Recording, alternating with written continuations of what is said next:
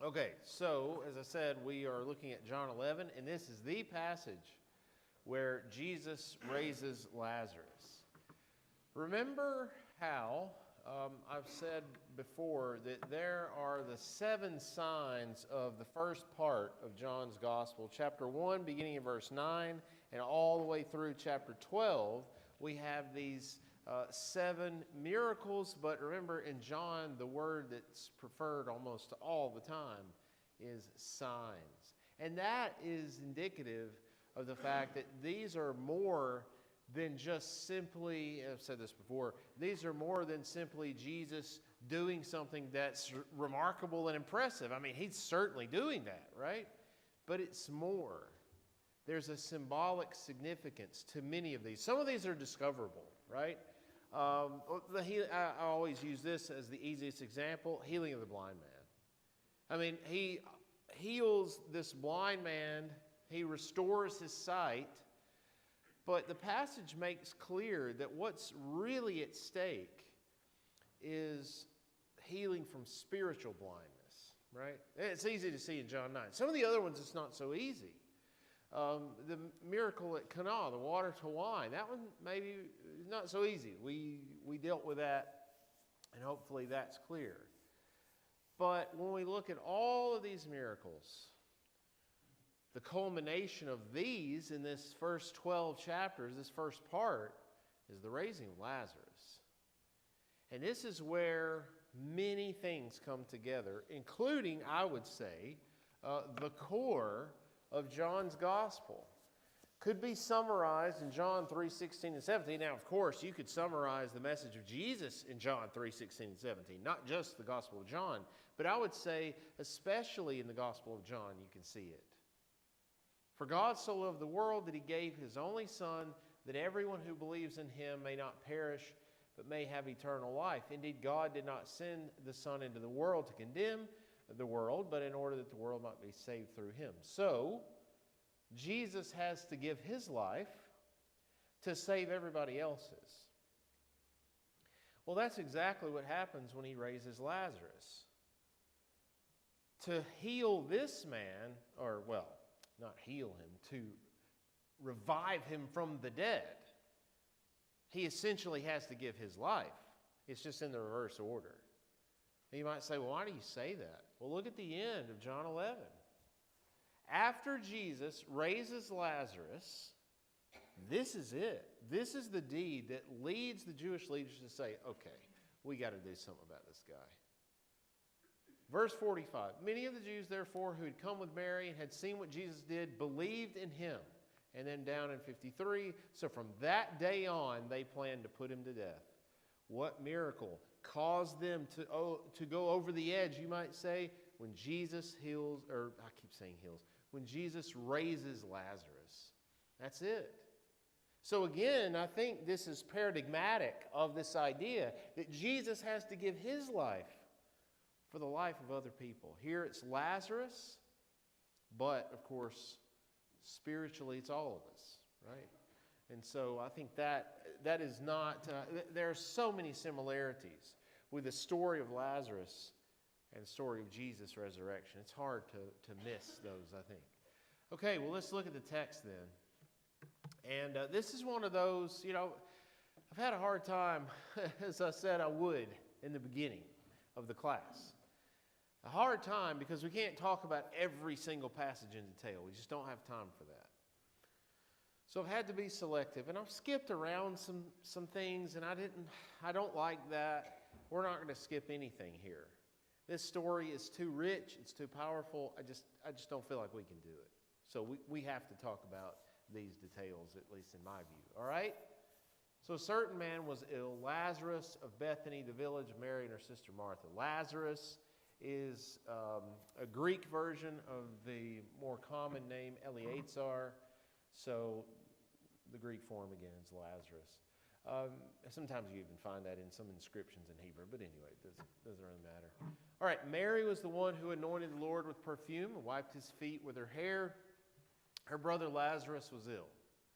So the sisters sent a message to Jesus, Lord, he whom you love is ill. Now let's think about what's happened here. What do we know about Jesus' relationship with Lazarus to this point? What has been said about it in the Gospel of John? Anybody know? Nothing. Okay. So we only know what we're told here.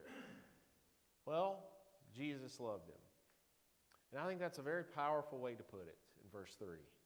They don't come to Jesus and they say, Lazarus, or our brother, my brother, or the brother of Mary is ill. He whom you love is ill. Okay, so this isn't somebody Jesus doesn't know. It's not even somebody with whom Jesus has an acquaintance. It's somebody he loves. Jesus' actions in this story are surprising because we might assume that he's ready to just leave at that moment. That's not what he does. Jesus heard it. He said, this illness does not lead to death. Is that true? Why does he say that? Why does he say this illness does not lead to death? Lazarus is dead. We don't know that yet in the narrative, but we find it out in just a few verses. Why does he say that? Yeah.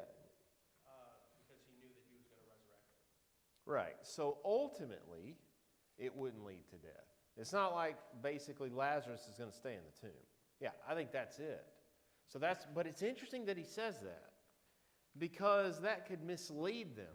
And I think it's really interesting to think about, is he already dead at this point when they send him? It doesn't sound like it, but maybe he is, or very close to it.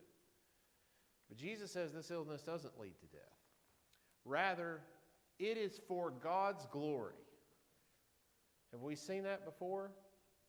Where Jesus performs a miracle for the glory of God? Have we seen that? Anybody? What was that in? Anybody remember? What? I'm sorry, I can't hear. Yeah, exactly. Right? Yeah, good. At the beginning of John 9, what was said? Who sinned or this guy? I'm sorry. Who sinned? This guy or his parents? Right? And Jesus says, neither one of them, but this is for God's glory. Same thing here, right? And he qualifies that even more. He says, so that the Son of God may be glorified through it. Through what? What's the it, do you think?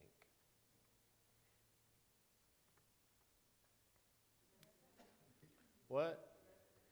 Could be. It could be the illness, but it could be both together. The illness with the resurrection could lead to Jesus or the Son of Man being glorified. Yeah, I think that's right. Accordingly, though Jesus loved Martha and her sister and Lazarus, after having heard that Lazarus was ill, he stayed 2 days longer in the place where he was. Now again, this is not what we would expect. He stays 2 days longer. Okay? Now, he's in Perea. We know that from the end of chapter 10. It's about a day's journey. So, he stays another 2 days. Why does he do that? Any clue? Why is he waiting? And notice how the text puts it. The text almost, well, I don't think it's almost. I think the text anticipates that some people are going to say, well, wait a minute. Did he not love them very much? Well, he already talked about how he loved Lazarus.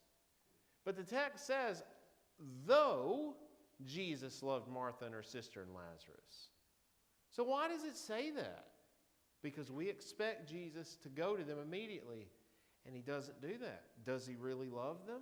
What's going on here, right? I think that's why it's stated that way. So he waits 2 days.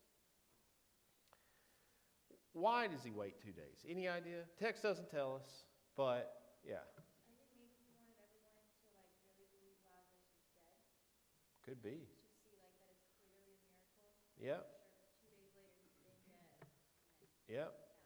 Yeah, right, exactly. Now, when Jesus gets to the tomb, how long has he been dead? Anybody remember? What? Well, it's 4. It's 4. So yeah, close, right? Yeah, it's been several days. So I think you could be correct. I mean, So now there's no debate that he's died. It's not like it's a few hours and you think, well, was he really dead? No, there's no question about it. In fact, what do they say when Jesus walks into the tomb after 4 days? What do they say? It stinks, right? The corpse is decaying. Yeah. I think another thing, he already told them this disease or this illness won't lead to death. Yep. And so one thing, it reminds me of Abraham's faith saying that God will provide the sacrifice, when Isaac asked that. And so that showed Abraham's faith because God loved Abraham. Yep. But if Jesus already told them and loved them and wanted to take care of their family and said it wouldn't lead to death, this was almost like a test of their faith. Yeah, I think that's really good to point that out, because later on, there are some things said about Jesus' emotions, and it's difficult to know exactly what to make of it. And it could be that you could be onto it already. Maybe there is some aggravation with their faith, and we could talk about that. I mean, is that realistic? Because it's possible that Jesus isn't aggravated, he isn't angry with them about that. So we'll get to that in just a minute. Okay, so yeah, I think that's a good possibility. So Jesus stays 2 days longer before he goes. Oh, I wish I'd made this font bigger. Sorry about that. He said to the disciples, let us go to Judea again. We got a problem here, because he says, let us go to Judea. The disciples say, Rabbi, the Jews were just now trying to stone you. You're going there again? What are you thinking? And Jesus says, are there not 12 hours of daylight? Those who walk during the day do not stumble because they see the light of the world, but those who walk at night stumble because the light is not in them. What does he mean there? Here is again yet another place in the Gospel of John where somebody says something or asks a question that makes total sense, and Jesus responds with something that you just think, what does this have to do with anything? Anybody know what his point is here? Because remember, Jesus is always teaching, right? He is the master teacher. He knows what they need to hear, even if they don't realize it themselves. Yeah. He's basically saying those who don't believe and are going to try to kill me are the ones who need to see the light. And the light I'm going to show them Yeah. is in the resurrection of Lazarus. Yeah, I think that's right. Jesus doesn't make this about the danger. And by the way, are they right? I mean, again, yes, ultimately this does lead to his death. So it's ironic what Thomas says here at the end of this passage. But anyway, I think that's it. Jesus makes it about those who need to be in the light, and they're walking in darkness. Steve, did you ever?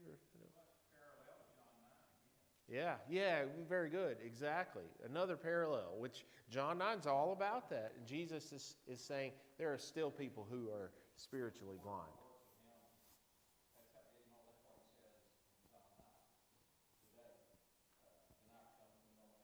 Yeah, right. Yeah, the imagery is very similar. Yeah, exactly. And maybe it calls to mind Nicodemus, right, who comes at night. Remember, we talked about that a little bit, even though, again, if you remember, Nicodemus' discipleship at that point somewhat ambiguous. Later on, it's not, as we'll see, as we've already seen to some degree. Okay, verse 11. After saying this, he told them, our friend Lazarus has fallen asleep. He'll be all right. Jesus, however, had been speaking about his death, but they thought he was referring merely to sleep. Okay, so why does Jesus refer to death as sleep? Well, this is a widespread way to talk about death. So we've got it in the Old Testament in several places. I think the closest reference is possibly Daniel 12:2, talking about the resurrection. Many who sleep in the dust of the earth shall awake, some to everlasting life, some to shame and everlasting contempt. Obviously, he's talking about resurrection. He's not talking about sleep in a physical sense. 1 Kings 2:10. How many times do we see this phrase in the Old Testament? David slept with his ancestors. Clearly talking about death. Okay, so Jesus is just using that image. But the disciples take it literally. Again, a misunderstanding. We've seen this over and over again in the text. But another way to look at it, given what Jesus says here, given what Jesus says in the previous passage, is there a sense, let me be more specific, given what Jesus said in the previous passage about how this sickness will not lead to death, do you get the impression that Jesus doesn't take what's happened to Lazarus very seriously? And let me be careful what I mean by that. I'm not saying he doesn't care about his relatives mourning him. What I'm saying is the fact that death has taken him, does that intimidate Jesus? No. I mean, I've heard people explain it this way, and I really like it. And that is, for Jesus and the power that he had to revive Lazarus from the dead is a bit like how we would try to wake somebody up. You just shake them and they're awake, well, unless they're a teenager, right? But no. It's that easy, is what I'm trying to say. Is that possible here? Do you get that sense that Jesus doesn't take this as being some threat because he has that much power? I think that's present in the text. Okay, so they take it literally. Then Jesus says in verse 14, he corrects them. He says, no, Lazarus is dead. And I think we could add to this, given the previous two verses, but he might as well be asleep because Jesus has that much power. For your sake, I'm glad I was not there so that you may believe. Why does he say that? What does that mean? I'm glad I wasn't there. Yeah.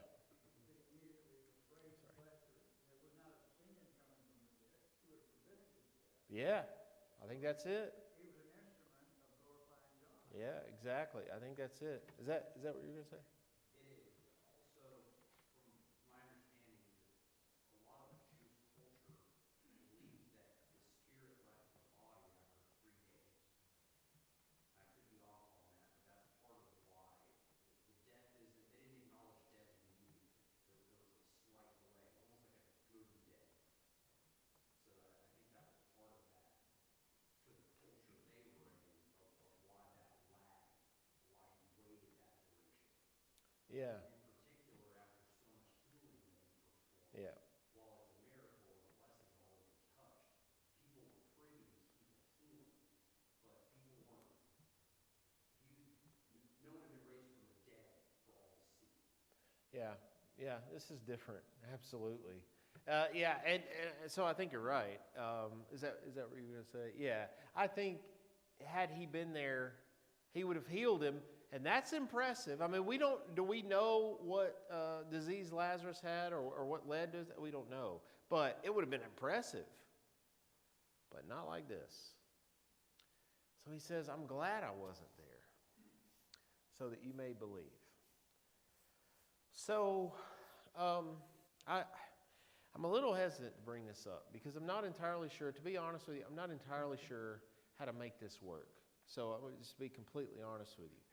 But at the same time, I think there's some correlation.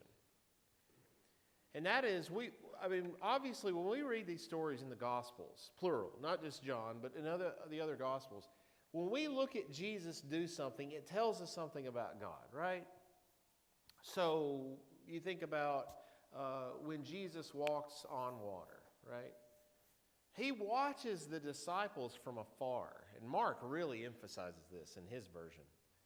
He watches the disciples from afar and he lets them suffer. Well, is there a theological point from that?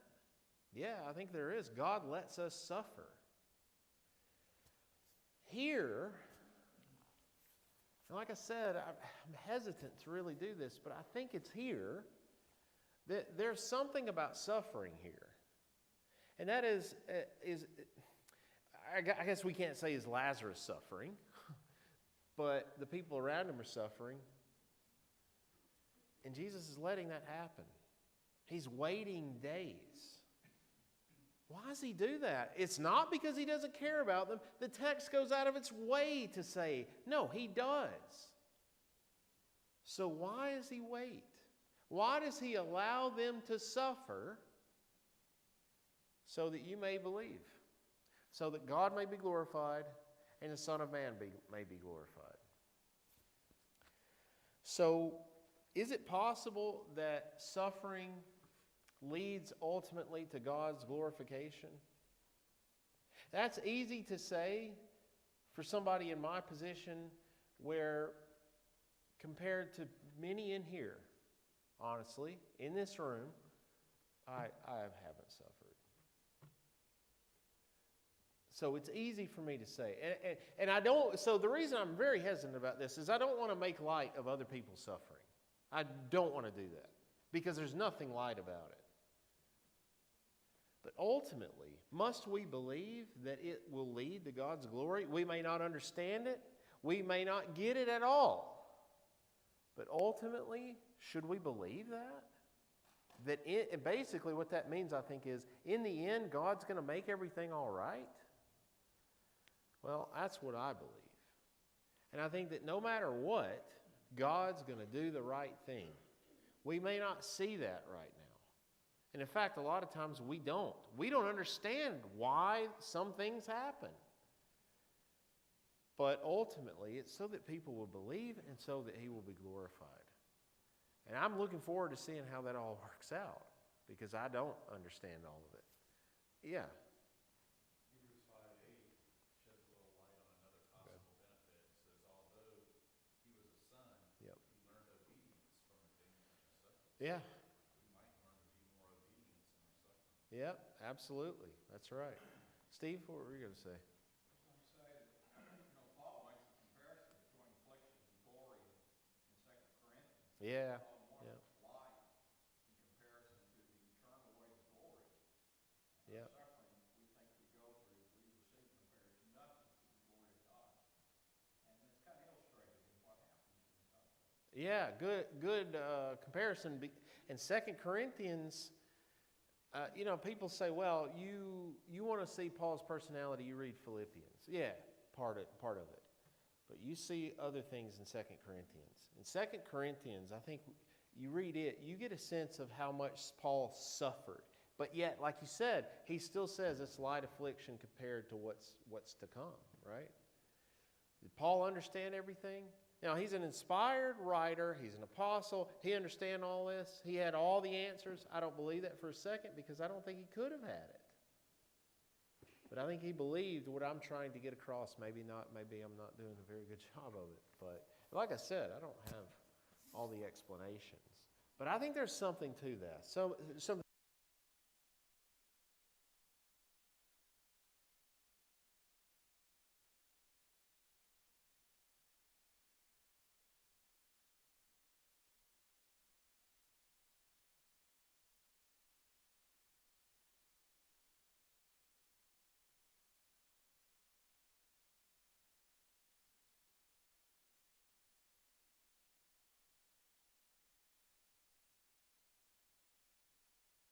In that suffering, something else would happen Yeah. that needed to happen. Again, for your sake, in order to believe, I'm glad I wasn't there because I cared for him, I would have been there. Yeah, I'm glad you put it that way. I guess I really didn't think about that connection. The fact that he cared about Lazarus, he couldn't have watched it go through there. Right? Yeah, I think that's a very good point. Yeah, what were you going to say? I was just thinking more so like James, like the trying of your faith Mhm. or patience. Yeah. He could have absolutely blinked his eyes and been there after they told him Yeah, yeah. that he was sick, Yep. but he still waited, like kind of took his time to get there. And with just looking on their, like from their standpoint, it's like he could be there, but I also can't have faith in the fact that he said he's not dead. It's Yeah. not so dead. But do I really have faith in that? Yeah.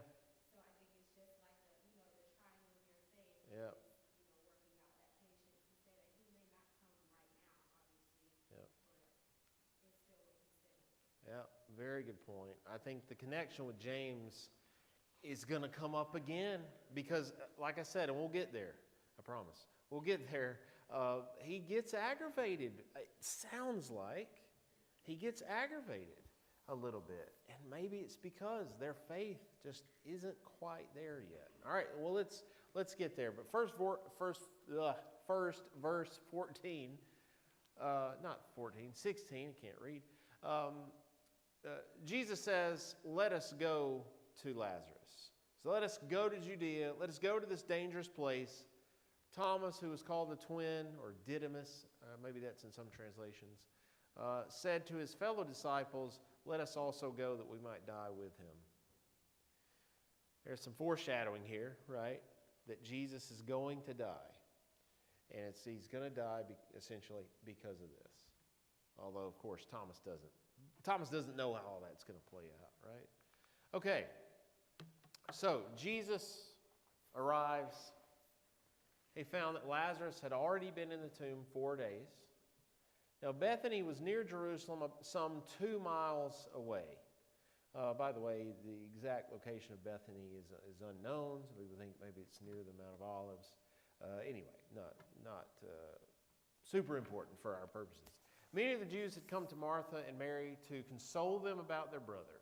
Okay, very common. You've got, it seems like at an early stage, it's still a practice today among some Jews, 7 days of mourning in which you've got family and friends coming, offering condolences. It's exactly what's happening here. When Martha heard that Jesus was coming, she went and met him while Mary stayed at home. Martha said to Jesus, Lord, if he'd been here, my brother would not have died. But even now I know that God will give you whatever you ask of him. So we've already talked about that concept, about if Jesus had been there. She believes it, right? I mean, how much faith does that take?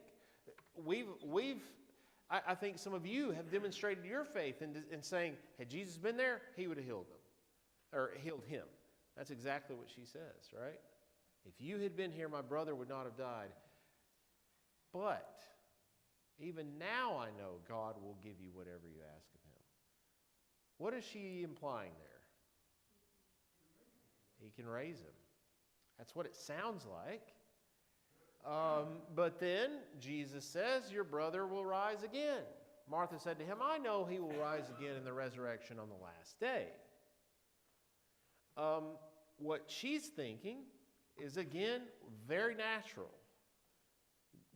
Lazarus is going to be raised with everybody else in the general resurrection that many Jews believed in. She believes that. She says, yeah, I understand that. Then we have another very powerful I am statement. Jesus said to her, I am the resurrection and the life. Those who believe in me, even though they die, will live. And everyone who lives and believes in me will never die. Do you believe this? She said to him, yes, Lord, I believe that you are the Messiah, the Son of God, the one coming into the world. Okay, so I am the resurrection and the life. The issue here is, and the issue in the story of Jesus' life, is that he's raised from the dead. And that really wasn't in the scheme of things with what most Jewish people believe, so far as we can tell. That part wasn't quite supposed to happen. Okay, the Messiah comes, the Messiah even suffers. I think there are some contemporary texts which indicate maybe that's expected. But that he's raised from the dead is just unexpected. Again, the belief in the general resurrection, that's no problem. And in fact, I think in 1 Corinthians 15, we see that Paul has to recalibrate how all this fits together, because he says Jesus' resurrection is the first fruits.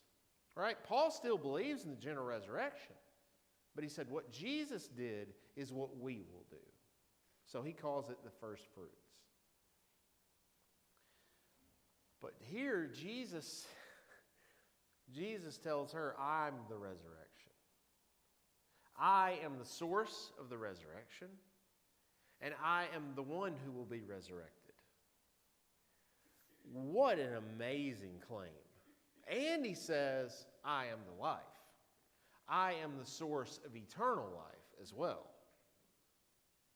So what does Martha do here? She says, I believe. But she says, I believe that you're the Messiah, the Son of God, the one coming into the world. She believes all that stuff you need to believe about Jesus. But does she believe he's the resurrection and the life? Is that too much? Is that too much, I guess you could say, cognitive dissonance, where she has this belief in the general resurrection, she's presented with some other piece of information that Jesus says he's the resurrection and the life. How do you fit those two things together? Can we expect her to fit those two things together? I don't know. That's the question. So let's keep going. When she had said this, she went back and called her sister Mary and told her privately, the teacher is here and calling for you. And when she heard it, she got up quickly and went to him. Now Jesus had not yet come to the village, but was still at the place where Martha had met him. The Jews who were with her in the house, consoling her, saw Mary get up quickly and went out. They followed her because they thought she was going to the tomb to weep there. When Mary came where Jesus was and saw him, she knelt at his feet and said to him, Lord, if you'd been here, my brother would not have died. There it is again. When Jesus saw her weeping, and the Jews who came with her also weeping, he was greatly disturbed in spirit and deeply moved. Okay, verse 33. Greatly disturbed in spirit. Does somebody have something else in their translation? This is a New Revised Standard Version. Greatly disturbed in spirit. Somebody have something else? Deeply moved, okay. What? Okay, that's a literal translation. Greatly troubled, okay. I'm wondering, and I just can't remember, if any translations have something that indicates he's angry. Was indignant. Okay, what translation is that? It's a foot. Okay, yeah, that's good. That's helpful. Because a lot of times, most of the time, that word does mean angry. Like the new translation of the New International Version Yeah. says, snorted in anger. Okay, yeah, that's the literal version, literal translation. So is he angry? That's the question. Why would he be angry? I think is the big question. And especially given the context. Because what happens after this? Okay, Jesus says, where have you laid him? They said to him, Lord, come and see. And of course, we've got this very moving verse. Jesus began to weep, or really, I like the usual version, Jesus wept. Right? Yeah.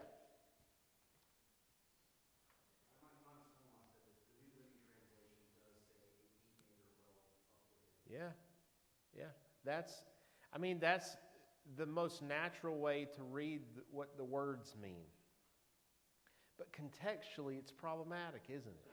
Because if he's angry, then we have to say, what is he angry about? And I've heard people say, well, he's angry because of death. He's angry because of sin. He's angry because of their disbelief. But contextually, I would say the third one is the most possible. But angry at sin, where's that in the context? I mean, no doubt Jesus is angry at sin, right? He's angry at death. But contextually, the text doesn't say that anywhere. This text, right? So, I mean, maybe that's theology, but that's not interpretation. It's not the text. I'm not a theologian, by the way. So, somebody else can decide whether it's good theology, but not me. So, I don't know, to be honest with you. I think this translation probably captures it the best. Yeah. This might be like very, very stretchy to say, but whenever it says like the Jews who followed Mary, Yeah. I wonder if he wasn't expecting them to come with. I don't know. Maybe. It's possible. And then, Yeah. seeing them come with her, like even if they were comforting her, you kind of felt like they had an agenda. Maybe. Well, okay. No, I don't think you're totally off the mark, because what we're going to find out is there were some in the crowd that betray Jesus after this. So that could be it. He could be angry because he knows what they're ultimately going to do. In this moment, he's mad. It could be. Right now. That could be. I think if he's angry, that's as likely as any of the other options. So no, I think that's a possibility. Again, the problem just doesn't, I'm sorry, the problem is the text just doesn't tell us explicitly what's going on, all right? But anyway, we have... 37 says, I mean, they're kind of making fun of him or deriding him or whatever. Yeah, could not he who opened the eyes of the blind man have kept this man from dying? Yeah, it's about the fourth time we've seen somebody say something similar to that in this account, right? Yeah, I mean, it could be. So you've got the crowd split, as they so often were with Jesus. And they will be, even after he performs the miracle, which is amazing. But before we get there, and I can't believe I can't remember this, but what time is class over? 45. Okay, it's 40. Why did you say 45? Okay. No, I should know, right? I shouldn't be asking anyway. What? You ask it every class. Do I? Okay. Well, I'll get it one of these days. Maybe by the time I started to say this semester, but maybe by the time the quarter's over, I'll figure it out. Okay. Sorry. Perfect timing. Yes. 35. Jesus wept. That, maybe some sort of trivia. What's the shortest verse in the Bible? That's what we'll give. But we can't gloss over that, because that demonstrates maybe a couple of things. Obviously, it demonstrates Jesus' humanity, but I think it could also demonstrate God's concern for humanity as well. He feels for us, right? But it's an amazing verse, and we can spend the rest of the time on it. But let's keep moving. Okay, so again, Jesus, greatly disturbed, came to the tomb. It was a cave. Stone was lying against it. Jesus said, "Take away the stone." Martha, the sister of the dead man, said to him, "Lord, already there's a stench because he's been dead 4 days." Jesus said to her, "Did I not tell you that if you believed, you would see the glory of God?" So they took away the stone. And Jesus looked upward and said, "Father, I thank you for having heard me. I know that you always hear me, but I've said this for the sake of the crowd standing here, so they may believe that you sent me." When he said this, he cried with a loud voice, "Lazarus, come out." The dead man came out, his hands and feet bound with strips of cloth, his face wrapped in a cloth. Jesus said to them, "Unbind him and let him go." Okay, so what an incredible thing to have happened. And notice the prayer, and I think Jesus saying, "Lazarus, come out," was for the sake of the people. Does that imply that Jesus could have done this without praying to God? Yeah, I think so. He heals people plenty of times without that. Yeah. But I think this shows the humanity of Jesus as well. I mean, Okay. back to where he wept. Yeah. He was going through a lot, right? He was going through the emotions of Lazarus. Yeah. Dying. Right. He was dealing with the situation with the people. Yeah. Martha really wanting him to be raised. He knew. Or be healed before that. Yeah. Before that. Yeah. He was dealing with humanity at this point in time. That's a good point. And so all the way up to this point, when he could have made it happen that fast. Yeah. But he was trying to be patient and deal with the situation. Yeah. And then he just, No, maybe that's something I haven't thought enough about. You're right. I mean, think about everything he's dealing with. Like you said, he's dealing with these people that he loves who are asking him, "Why weren't you here?" He's dealing with his own emotions about Lazarus being dead. He's dealing with the fact that there are Jews there, as we'll find out, looks like on Sunday, that betray him. He's dealing with the fact that the end is coming for himself. Yeah, it's a tremendous point. Kyle, what were you going to say? and this might be a long shot too. Do you think that Jesus might have been angry at himself? Ooh. And I don't mean anything. No. I'm just saying because he saw the pain in Martha and everyone else, and he's saying, could I have handled this a different way? Because they wouldn't have gone through all this pain and suffering, seeing their brother die. Sometimes if we feel like we can control a situation, ourselves, or maybe I could have done it a different way, and we get angry at ourselves. That again could be showing Jesus' humanity at that Yeah. time. That could very well be expressed. Well, It's just something else to maybe. it's not something that we typically would think about, but I mean, if he experiences other human emotions, is that impossible? That's a really interesting point. I hadn't thought about that. Yeah. But what I do appreciate in his prayer that he prayed, I haven't like looked deeply at this verse, but I think it shows the peace that he has. Okay. Because through all these emotions that we've been talking Yeah. about and these troubling things that have been going on, the first thing that he does is he thanks the Father. Yeah. And so it shows that like he knows that he's with the Father constantly, and he has that relationship. And so none of these things have, like you said earlier, death didn't frighten him. Yeah. Yeah. That's another good point. And maybe we'll pick back up with that on Sunday. Thank you.